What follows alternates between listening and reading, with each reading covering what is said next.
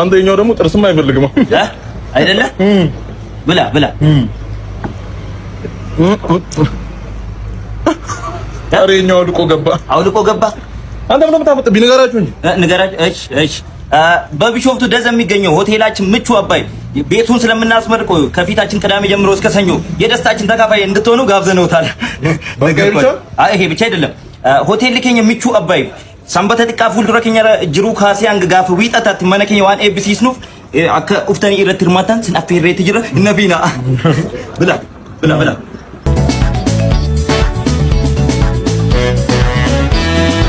ክቡራትና ክቡራን እንግዶቻችን የምቹ አባይ ከስተመሮች በአክብሮት ጠርተናችኋል።